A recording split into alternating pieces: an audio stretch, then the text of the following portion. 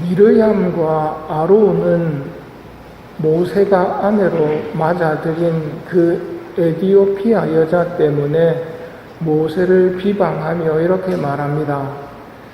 주님께서 모세를 통해서만 말씀하셨느냐? 우리를 통해서도 말씀하시지 않았느냐? 이 대목의 성경 제목이 미르얌과 아론이 모세를 시기하다라고 되어 있는데 비방하는 이유는 명확하지 않습니다. 외국인을 아내로 맞아들여서인지 둘째 부인을 맞아들여서인지 아니면 모든 유다 전통이 말하듯이 이 부인과 또 이혼을 해서인지 불분명합니다. 분명한 것은 아론과 미르얌이 모세를 비방하고 있다는 것입니다. 그러면 하느님은 누구 편일까요? 이것이 중요합니다. 우리도 일상생활 속에서 하느님을 기억해야 합니다. 하느님께서 너희 셋은 만남의 첫막으로 나오너라 하고 만남의 장막으로 부르십니다. 그리고 아론과 미르얌에게 말씀하십니다. 환시나 꿈으로 하느님을 만나는 다른 예언자들과 모세는 다르다. 나와 모세는 입과 입을 마주하여 말하고 환시나 수수께끼로 말하지 않는다. 모세는 주님의 모습까지 볼 수 있다. 그런데 너희는 어찌하여 두려움도 없이 나의 종 모세를 비방하느냐? 우리식으로 말하면 겁도 없이 나의 종을 비방하느냐 하시면서 주님께서는 그들에게 진노하시며 떠나가셨다.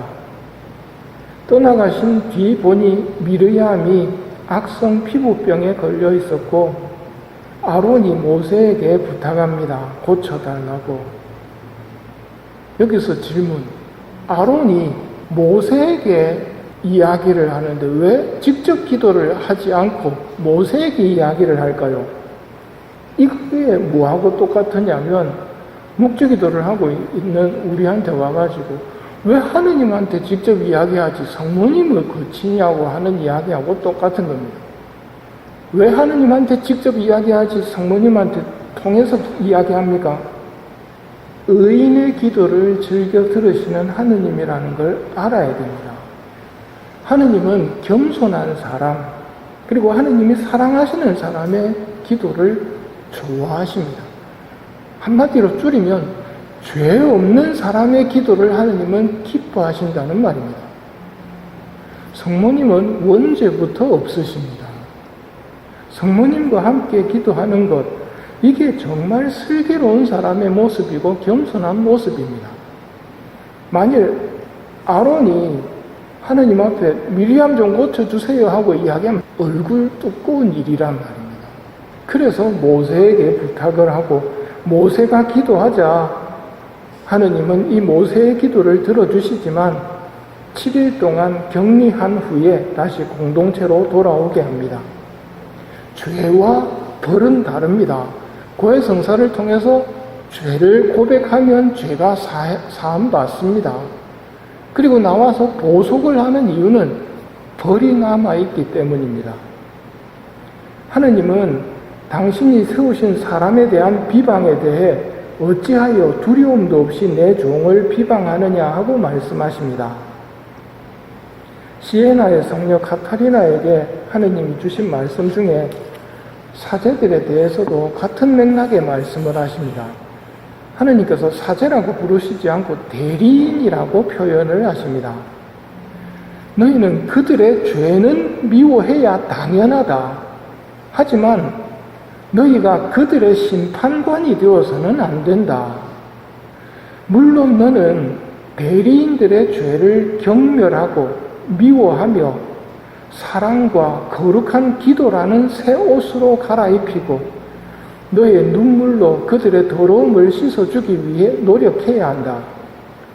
그들이 제 역할을 하지 못할 때 너희가 할 일은 기도하는 것이다. 너희는 그들을 심판해서는 안 된다. 심판은 나에게 맡겨라 하고 말씀하십니다. 그러기에 주님의 종들에 대해 가져야 할 자세는 그들의 죄를 경멸하고 미워하되 눈물로 기도하며 심판은 하느님께 맡기는 것입니다.